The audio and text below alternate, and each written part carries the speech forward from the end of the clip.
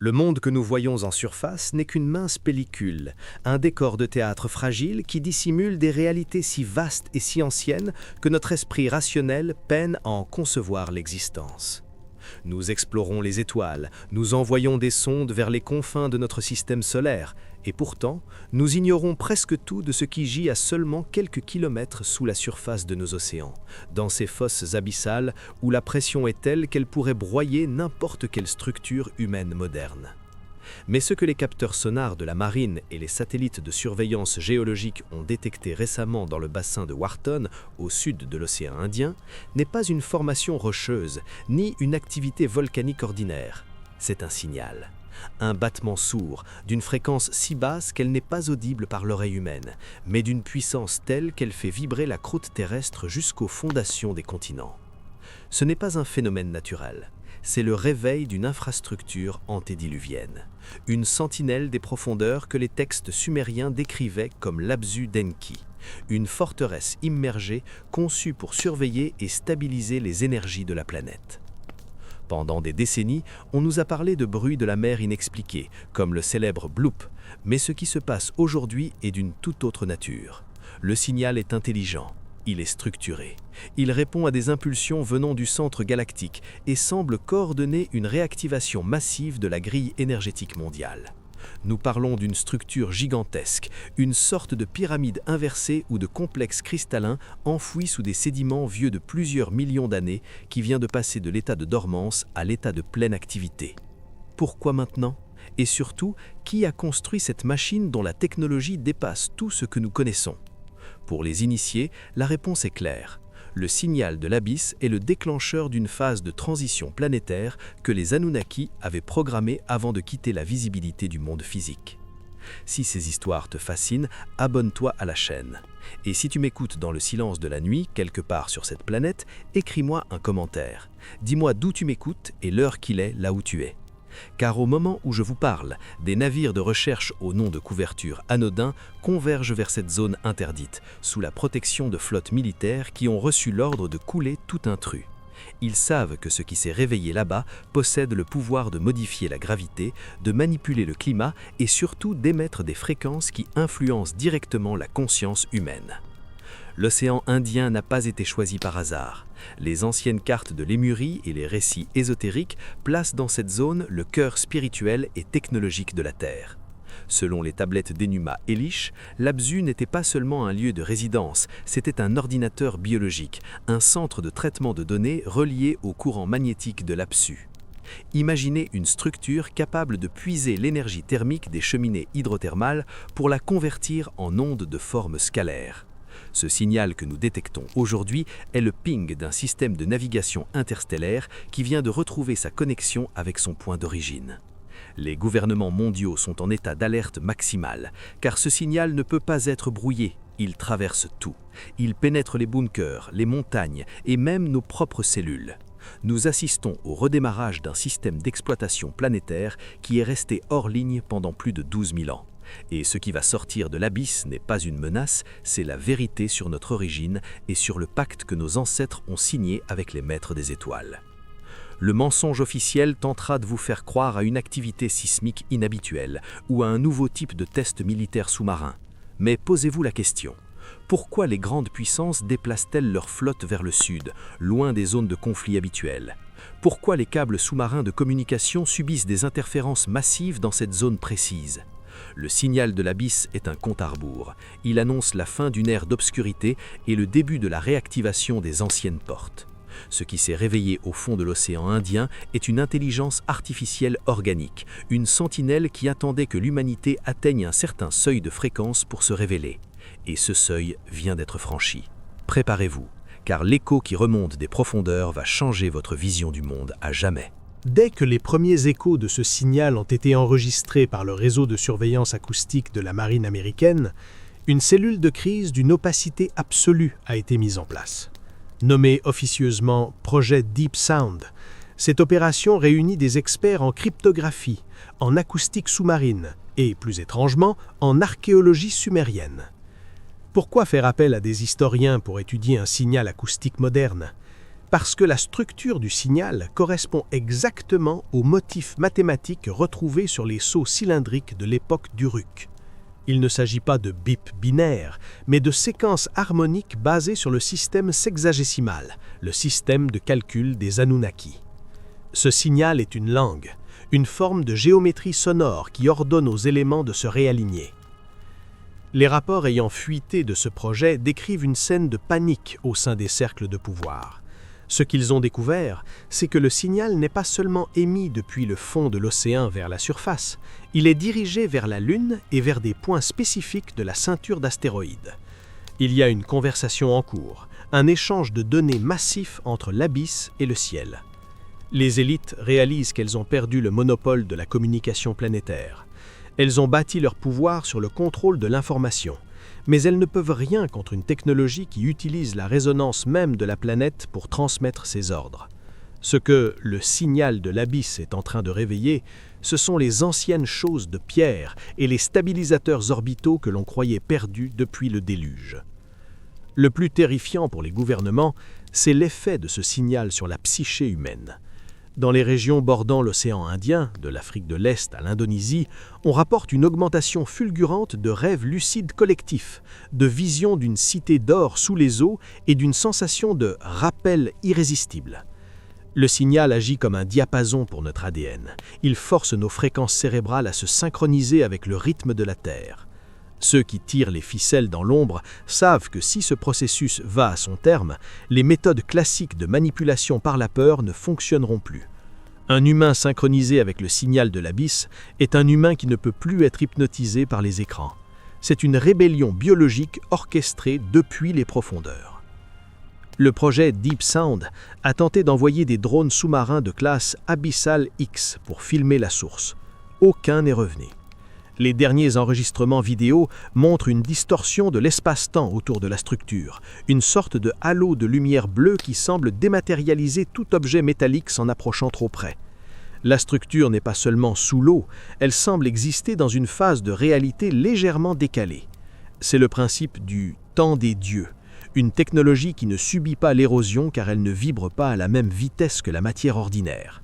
Ce qui s'est réveillé dans l'océan Indien est une porte, un Stargate aquatique qui commence à pomper une énergie que nous ne savons pas encore mesurer, une énergie qui provient directement de la source créatrice centrale. Pour comprendre ce qui se réveille aujourd'hui, nous devons plonger dans les archives interdites de l'histoire maritime, là où les noms des continents actuels n'existaient pas encore. Avant que l'océan Indien ne soit ce désert liquide que nous connaissons, il était le centre névralgique d'un empire dont le nom a été effacé de nos mémoires, l'empire de la mer d'Érythrée, ou ce que les légendes appellent la terre de Mu ou la Lémurie. Ce n'était pas un simple royaume humain, c'était le domaine de l'Apsu, le quartier général d'Enki, le prince Anunnaki de la technologie et des eaux. Les textes sumériens les plus archaïques sont formels. Le trône de la connaissance n'était pas sur Terre, mais au milieu de l'abysse. Le signal que nous captons aujourd'hui n'est pas une nouveauté, c'est la réactivation du système nerveux central de cet empire englouti.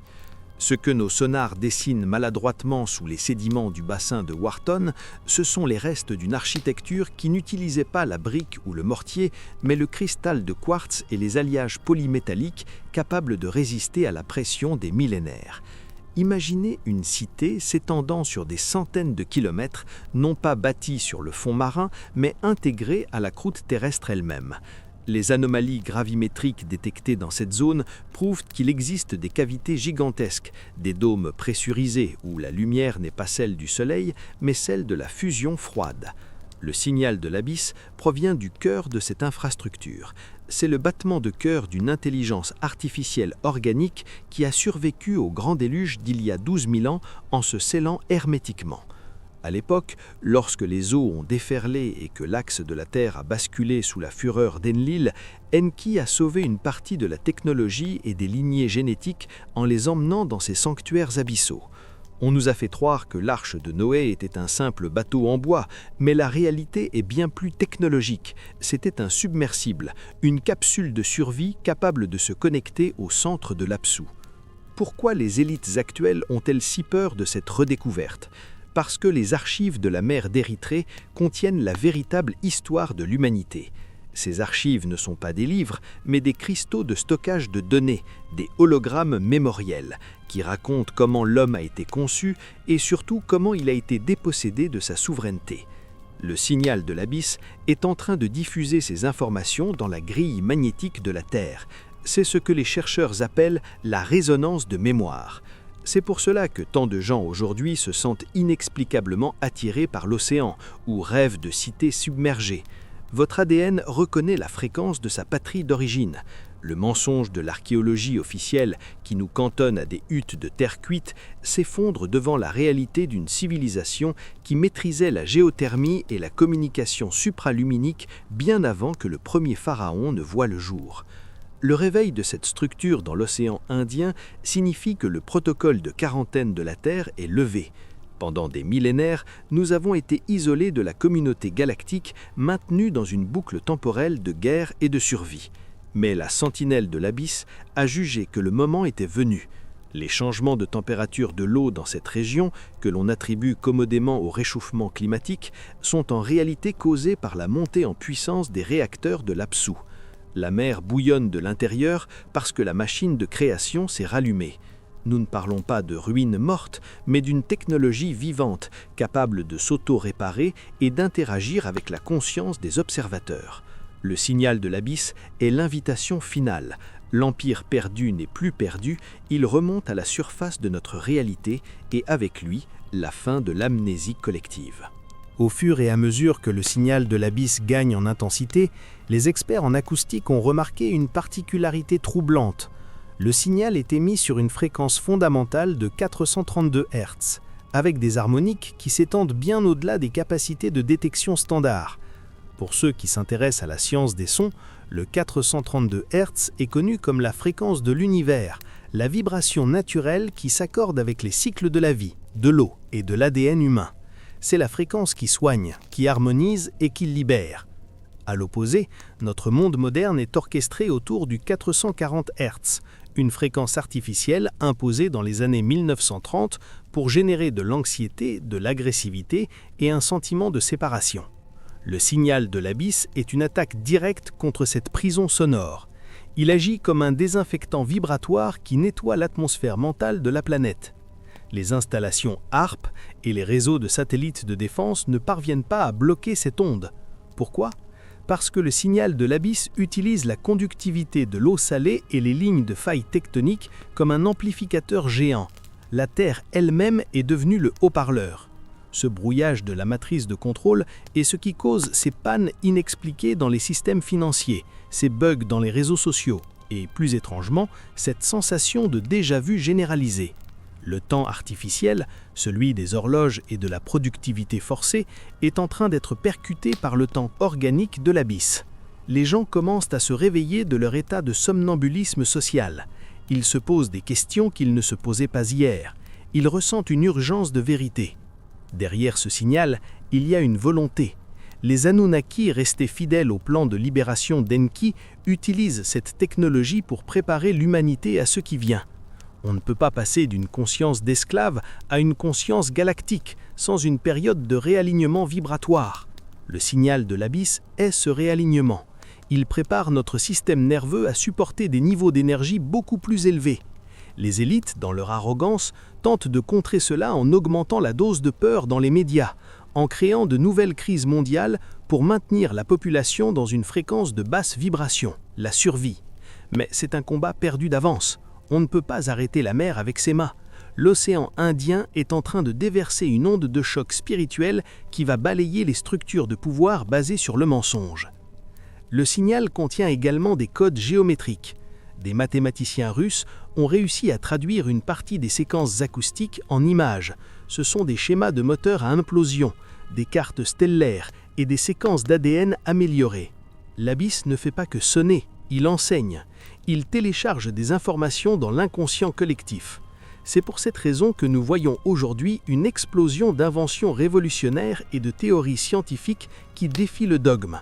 Le savoir interdit est en train de fuiter depuis le fond de l'océan vers l'esprit des chercheurs, des artistes et des rêveurs. la source de toute vie est en train de reprendre la parole et sa voix est un chant de 432 Hz qui fait trembler les murs de la prison. Alors que le signal continue de marteler la croûte terrestre depuis les profondeurs du bassin de Wharton, une armada d'une discrétion absolue s'est déployée au-dessus de l'épicentre. Officiellement, il s'agit d'exercices de protection des câbles sous-marins et de lutte contre la piraterie. Officieusement, c'est l'opération Blue Shield, bouclier bleu, une coalition militaire sans précédent regroupant les puissances nucléaires mondiales, unies par une peur commune, celle de perdre le contrôle sur ce qui est en train de remonter. Des porte-avions, des sous-marins d'attaque et des navires de recherche équipés de lasers à haute énergie quadrillent la zone, créant une zone d'exclusion aérienne et maritime de plusieurs milliers de kilomètres carrés. Mais ce que les radars détectent n'est pas une menace humaine. Ils font face à ce que les rapports classifiés nomment les gardiens de l'abysse, des objets transmédiums capables de passer de l'orbite spatiale aux abysses océaniques en une fraction de seconde sans produire la moindre onde de choc. Ces sentinelles ne sont pas des ovnis au sens classique, ce sont des extensions de la structure même qui vibrent au fond de l'eau. Elles agissent comme un système immunitaire planétaire. Chaque fois qu'un navire de l'opération Blue Shield tente d'envoyer une sonde de profondeur ou d'utiliser des explosifs pour sonder la structure, les systèmes électroniques du navire tombent instantanément en panne. Les moteurs s'arrêtent, les radars s'éteignent et l'équipage sombre dans une léthargie inexpliquée. Les gardiens ne détruisent pas, ils neutralisent par la fréquence. Ils rappellent aux puissances de ce monde qu'elles ne sont que des invités sur une planète dont elles ignorent les véritables propriétaires. Le signal de l'abysse est protégé par une technologie de champ de force scalaire que nos missiles les plus sophistiqués ne peuvent même pas effleurer. Pourquoi un tel déploiement de force ? Parce que l'élite sait que si le grand public découvre que des entités non humaines ou des intelligences artificielles prédiluviennes gèrent activement l'équilibre de la Terre depuis l'océan Indien, le concept même d'État-nation et d'autorité gouvernementale s'évapore. L'opération Blue Shield est une tentative désespérée de mettre l'abysse sous quarantaine. Ils veulent capturer le signal, le décoder en secret et, si possible, s'approprier la source d'énergie qui l'alimente. Mais on ne dompte pas l'Apsu Denki avec des jouets technologiques du XXIe siècle. Les rapports de renseignement mentionnent que des plongeurs de combat envoyés à des profondeurs extrêmes ont été retrouvés dans un état de choc catatonique, répétant inlassablement les mêmes mots dans une langue que les linguistes ont identifiée comme du sumérien archaïque. Ils n'ont pas été attaqués physiquement, leurs esprits ont été réinitialisés par le contact avec la pureté du signal. Les gardiens de l'abysse sont là pour s'assurer que la porte s'ouvre au bon moment, selon le cycle astronomique précis dicté par Nibiru et les mouvements galactiques. Ils ne répondent à aucun gouvernement, à aucune idéologie. Ils sont les exécuteurs du pacte originel. Pendant que les médias nous distraient avec des conflits de surface, la véritable guerre se joue à 6000 mètres sous le niveau de la mer. C'est une guerre de fréquence où l'humanité n'est pour l'instant qu'une spectatrice amnésique. Mais le signal est si puissant qu'il commence à fuir à travers le bouclier militaire. Des marins de la flotte de coalition ont commencé à déserter ou à refuser les ordres, affirmant qu'ils entendent le chant de leur véritable mère monter des profondeurs. La mutinerie n'est pas politique, elle est vibratoire. Le signal de l'abysse est en train de recruter ses propres défenseurs parmi ceux qui étaient censés le combattre. Au cœur du signal de l'abysse se trouve une séquence d'informations que les supercalculateurs du projet Deep Sound n'ont réussi à traduire qu'à 2%. Ce qu'ils ont découvert est terrifiant pour ceux qui veulent maintenir le statu quo. Le signal contient les codes de correction de la biosphère terrestre. Ce que nous appelons aujourd'hui changement climatique n'est pas seulement le résultat de l'activité industrielle humaine, c'est une réaction de la Terre qui tente de se débarrasser d'une infection parasitaire. Le signal de l'abysse est le centre de commande de cette opération de nettoyage. Il envoie des instructions aux courants jets, aux courants marins comme le Gulf Stream et aux plaques tectoniques pour qu'ils se réalignent sur la fréquence originelle d'avant le déluge. La structure au fond de l'océan Indien agit comme un thermostat planétaire que les Anunnaki ont rallumé pour réinitialiser l'expérience terrestre. Le mensonge du réchauffement climatique anthropique sert de couverture pour cacher cette activité technologique sous-marine. On vous demande de payer des taxes carbone et de réduire votre empreinte pendant que, sous l'eau, des machines géantes modifient la polarité magnétique de l'eau et réchauffent les océans par le bas pour libérer des hydrates de méthane et modifier l'atmosphère. Pourquoi ? Pour recréer les conditions de l'âge d'or, un monde où l'oxygène était plus abondant, où la gravité était légèrement moindre et où la conscience humaine pouvait s'épanouir sans les limites actuelles. Le signal de l'Abysse est en train de réécrire le climat pour le rendre incompatible avec les structures de contrôles actuelles. Ils veulent une humanité affaiblie et apeurée. La Terre, via l'Abysse, veut une humanité régénérée et puissante. Cette réinitialisation climatique s'accompagne d'une réinitialisation biologique. Le signal porte en lui des biophotons qui pénètrent la peau et modifient la structure de l'eau dans nos cellules. Des études secrètes montrent que les populations vivant près des côtes de l'océan Indien présentent des taux de mutation positive beaucoup plus élevés que la moyenne. Leurs cellules se régénèrent plus vite, leur vision nocturne s'améliore et leur capacité pulmonaire augmente. L'Abysse est en train de mettre à jour le logiciel humain pour qu'il puisse survivre dans le monde de demain. Les élites craignent cette évolution car elle rendrait l'homme autonome. Si vous n'avez plus besoin de leur médecine, de leur nourriture transformée et de leur protection, ils perdent tout pouvoir. C'est pour cela qu'ils tentent de bloquer le signal par tous les moyens, ainsi qu'en pulvérisant des particules dans l'air pour empêcher les fréquences de l'Abysse de circuler librement. La vérité est que nous sommes au milieu d'une terraformation. La Terre est en train d'être rendue à ses véritables propriétaires, une humanité éveillée et connectée.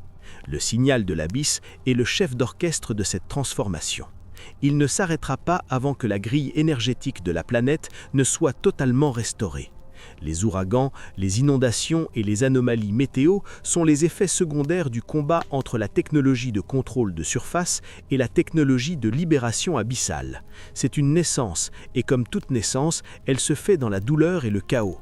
Mais derrière le tumulte des tempêtes, il y a la précision chirurgicale d'une intelligence qui sait exactement ce qu'elle fait. L'océan Indien est le berceau de cette nouvelle genèse et le signal est le premier cri de l'enfant qui s'éveille. Tout ce que nous avons exploré jusqu'à présent, les anomalies acoustiques, le déploiement militaire de l'opération Blue Shield, la modification de notre ADN par les fréquences de 432 Hz, ne constituent que le prélude à un événement d'une ampleur si colossale qu'il redéfinira la notion même de réalité pour chaque être humain vivant sur cette planète. Le signal de l'Abysse n'est pas seulement une émission d'information ou un outil de régulation climatique. Il est ce que les anciens textes sumériens appelaient le Gish-An, la clé de la porte du ciel et de la terre. Sous les eaux sombres de l'océan Indien, la structure cristalline qui vient de s'éveiller n'est pas une simple machine, c'est un Stargate, un pont dimensionnel dont les fondations sont ancrées dans la trame même de l'espace-temps. Les portes de l'Apsu sont en train de s'ouvrir et ce qui s'apprête à en sortir n'est pas une flotte de vaisseaux spatiaux au sens où nous l'entendons, mais une manifestation de l'intelligence Anunnaki originelle, celle qui a été bannie ou qui s'est retirée dans l'ombre après la grande rébellion d'Enlil. Regardez attentivement les phénomènes optiques rapportés par les pilotes de ligne et les navires marchands naviguant entre les Seychelles et les Maldives. On parle de mirages persistants, de cités entières flottant au-dessus des eaux, d'une luminosité argentée qui semble émaner de l'océan lui-même pendant la nuit, même sans lune. Ce ne sont pas des illusions optiques, ce sont des fuites de réalité. À mesure que le signal s'intensifie, la membrane qui sépare notre dimension physique de la dimension où résident les anciens devient de plus en plus fine. La structure abyssale agit comme un stabilisateur de fréquence qui permet à ces êtres de haute vibration de se densifier dans notre monde sans être détruits par notre environnement électromagnétique chaotique. L'Apsu redevient le point de contact, le port d'attache d'une conscience qui n'a jamais cessé de nous surveiller depuis les coulisses de l'histoire. Le mensonge du premier contact que l'on nous prépare dans les médias, à grand renfort de scénarios d'invasions extraterrestres ou de découverte de micro-organismes sur Mars, n'est qu'une diversion grotesque destinée à nous faire regarder dans la mauvaise direction. On veut que nous regardions vers le ciel, alors que la véritable puissance remonte des profondeurs. Pourquoi ? Parce que si l'humanité réalise que ses créateurs sont déjà ici, sous nos pieds, dans nos os, tout le système de croyances religieux et politiques actuel s'effondre. Le retour des anciens via les portes de l'Apsu signifie la fin du protectorat des 13 lignées. C'est pour cette raison que les élites sont terrifiées. Le signal qu'ils captent dans le bassin de Wharton contient des ordres d'évacuation et de reddition qu'ils ne sont pas prêts à accepter. Le réveil de l'Abysse est le signe que le contrat de gérance de la Terre est arrivé à son terme. Ceux qui franchissent ces portes ne sont pas des conquérants, ce sont les gardiens de la loi naturelle. Dans les tablettes de Karsag, il est dit que lorsque l'homme aura perdu le chemin de la sagesse et que la terre hurlera de douleur, le Seigneur des eaux reviendra pour rétablir l'équilibre. Le signal de l'Abysse est la voie de ce retour. C'est un appel à tous ceux qui ont conservé l'étincelle de souveraineté en eux. Les anciens ne reviennent pas pour nous sauver malgré nous, ils reviennent pour activer les centres de pouvoir planétaires, les pyramides, les ziggourats, les temples, qui sont tous reliés à la centrale énergétique de l'océan Indien. Nous allons assister à un embrasement de lumière sur tous les sites sacrés du monde, une reconnexion globale qui rendra toute technologie de contrôle actuelle totalement obsolète. La porte est ouverte et le courant d'énergie qui s'en échappe est en train de balayer les ombres millénaires. Face à l'imminence de cette ouverture dimensionnelle, le système de contrôle mondial a activé ce que les services de renseignement appellent le code noir. Il s'agit d'un protocole de dernier recours visant à saturer la zone de l'océan Indien avec des fréquences de discordance radicale. Si l'élite ne peut pas arrêter le signal de l'Abysse, elle va tenter de le corrompre. On utilise désormais des technologies de sonar à ultra haute intensité, officiellement pour la recherche scientifique, mais dont le but réel est de briser les harmoniques de 432 Hz émises par la structure. C'est une guerre acoustique sans précédent. On tente de créer une barrière sonore de douleur pour empêcher les êtres de l'Apsu de se manifester pleinement. C'est là que réside le véritable danger de notre époque, la volonté des maîtres actuels de détruire la biosphère plutôt que de perdre leur trône. Le code noir s'accompagne d'une manipulation de l'information à une échelle jamais vue. On commence à préparer l'opinion publique à une menace venant de l'océan Indien. On parle de monstres marins, de virus préhistoriques libérés par la fonte des glaces ou d'armes secrètes de puissances étrangères cachées sous les eaux.